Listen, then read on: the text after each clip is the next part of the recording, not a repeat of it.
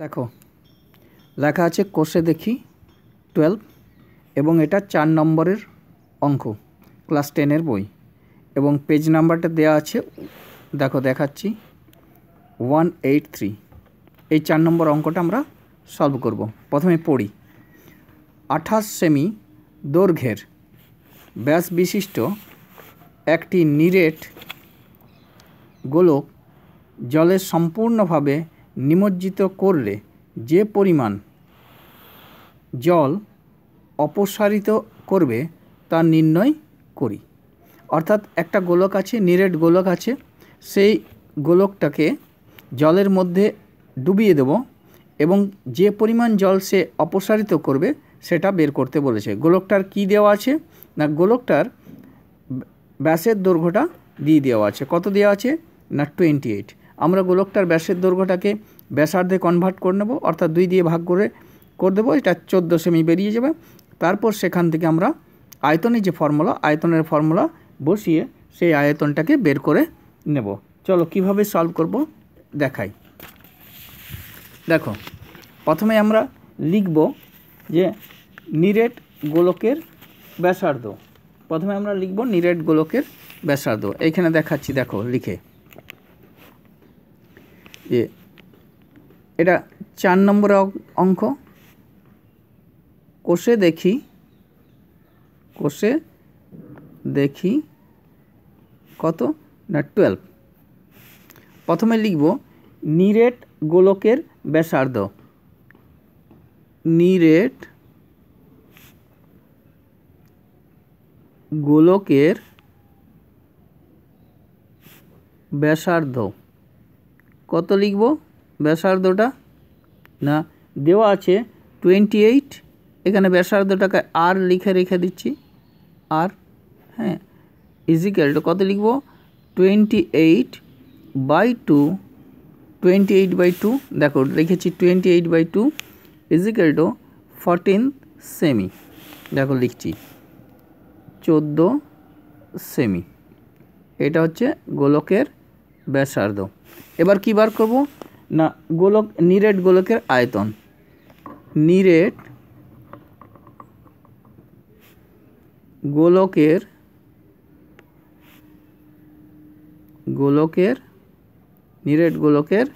আয়তন কি ফর্মুলা নিরেট গোলকের আয়তনে না, আমরা জানি ফর্মুলাটা কি জানি না 4/3 পাই আর কিউ। এটা আসবে ঘন সেমি, যেহেতু আয়তন বের করছি। প্রথমে কত লিখব, তাহলে 4/3 লিখব, পাইকে কত লিখে দেবো 22/7 লিখে দেবো। যেহেতু 8টা আছে 14 সেমি, 14 মানে 14 তার হোল কিউ লিখে নেব, লিখেছি। পরের লাইনে যাব, কি লিখব 4/3 ইন্টু 22/7 ইন্টু 14 কবার লিখে দেব, যেহেতু কিউব লেখা আছে এটাকে 3 বার করে দেব।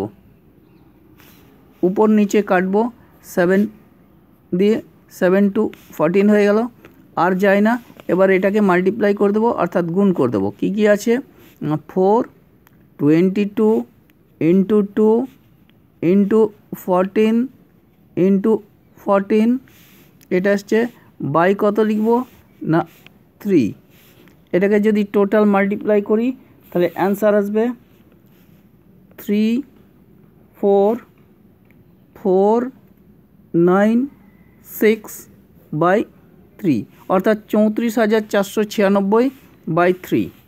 এটাকে যদি 3 দিয়ে ডিভাইডেড করে দিই কত আসবে না 11,498 পূর্ণ 2/3, এটা আসবে এত ঘন সেমি, এত ঘন সেমি। তাহলে নিরেট গোলকের আয়তন পেয়ে গেলাম। নিরেট গোলকের আয়তন কত বেরিয়ে গেছে 11,498 পূর্ণ 2/3 ঘন সেমি। তাহলে বোঝা যাচ্ছে যে এই নিরেট গোলকটাকে যদি আমি জলের মধ্যে নিমজ্জিত করি তাহলে কতটা জল সে অপসারিত করবে। আমাকে প্রশ্ন কি করা হয়েছে দেখে নিই প্রশ্নটার দিকে। না এইও লেখা আছে, দেখো যে নিমজ্জিত করলে যে পরিমাণ জল অপসারিত করবে তা নির্ণয় করি। তো তাহলে আমরা অ্যান্সারটা লিখব, এত পরিমাণ জল সে অপসারিত করবে। কত করবে না, অতএব দেখো কি লিখছি, অতএব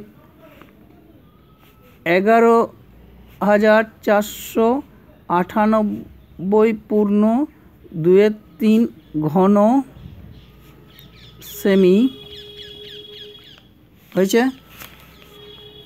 জল অপসারিত করবে, অপসারিত করবে। তাহলে এতটা জল সে অপসারিত করবে। তাহলে নিরেট গোলকের আয়তনটা বের করে আমরা লিখে দিলাম যে 11,498 পূর্ণ 2/3 ঘন সেমি জল অপসারিত করবে। ভিডিওটা যদি ভালো লেগে থাকে তাহলে বন্ধুদের মধ্যে শেয়ার করে দেবে এবং বেল আইকনে ক্লিক করে রাখবে, যখনই নতুন ভিডিও দেব সঙ্গে সঙ্গে ওটা পেয়ে যাবে।